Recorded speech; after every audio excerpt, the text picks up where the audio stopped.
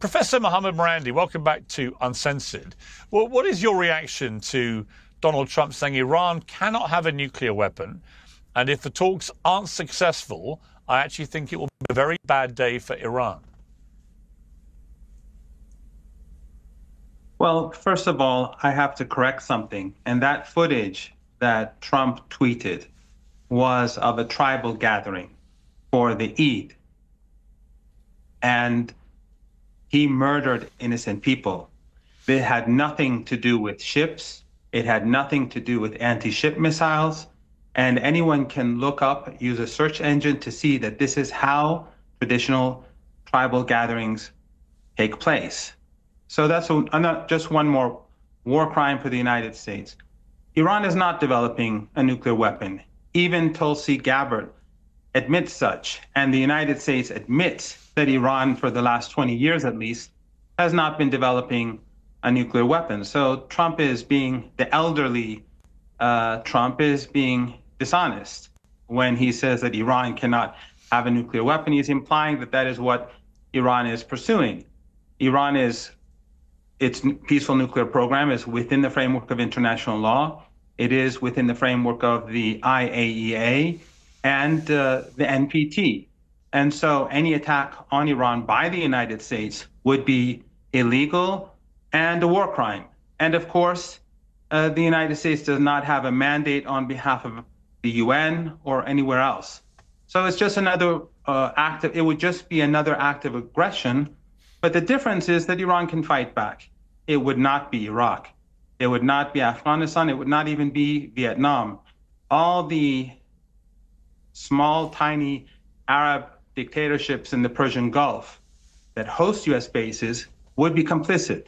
War would mean no more oil or gas from the Arabian Peninsula. That would bring about a global economic meltdown, and it would be the fault of the United States. And Iran can hit the United States back very hard. War is foolish, but the United States, since it has a history of bloodshed and aggression, Iran is preparing itself for such a possibility. You guys aid and abet mass murder every day when you support terrorist organizations. Will you ever stop supporting the terrorist organizations? Forget America for a second. You guys kill innocent people in the Middle East. You guys chant death to Israel. So forget America. Will you stop supporting the terrorist organizations? Yeah, your government is the government that supports terrorists. Your government helped create I actually ISIS feel bad for you. Tulsi Gabbard. It must be miserable living in a prison where if you speak out against your government, you will be one of the disappeared ones. Because that's what happens to people that stand up to your terrorist government. Where people are arrested where people in your country are arrested. I'm free, my friend. I can say whatever I want to in America, unlike you in Iran. You can say whatever you want. Dude, your government propaganda. I feel bad for you. Like, freedom is not what you do. If you don't want me to talk, let me ask you this question. Has your country, let me ask you this, Professor. Professor, I want to ask you a question. Have you ever disagreed, ever publicly, with your government in Iran on any one major issue? Have you ever spoken out? Or are you so afraid of your government that you know if you do, you will be one of the disappeared ones? Since I'm sure your problems one example, just deeper. One example. You don't have one because you can't. I feel bad for you. But if you knew, if your problems are deep and serious, but if you knew Persian, all you have to do notice how he's under duress here? He cannot answer that question online, and you can go and Professor, watch me in Persian and see what I say he's about held different administrations. But Piers, if you don't want... Oh, let me jump in. But no, I do want you... United States, don't invite me. Don't invite me. No, Professor, I often invite you because I want to hear the perspective from Iran, as you know. But it's an interesting question that Ben puts there, which is we're having a kind of panel debate here, which is unlikely to be tolerated in Iran in a broadcast manner. Can you think of anything right now, as Ben said, where you would criticize your government, for example? Would you be prepared to do that publicly now or not? Or is there a feeling that you can't do that with the Iranian regime? Piers, be mature grow up.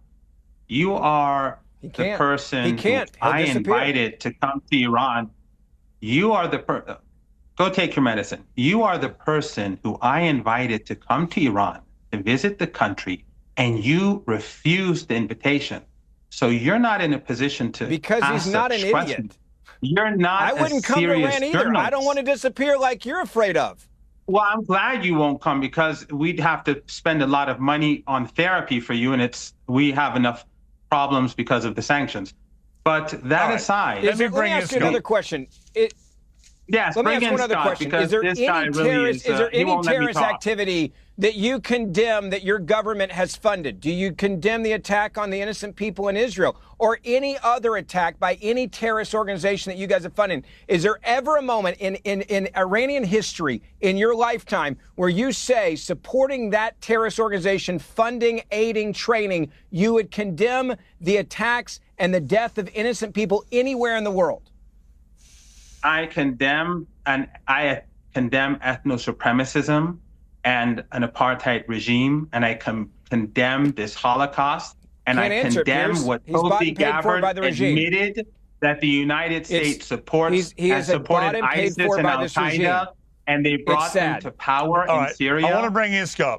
That is what I condemn, and that is what the globe condemns. And inside the United States, you can talk all you want, and you can convince Christian Zionists who think that Christ supports genocide.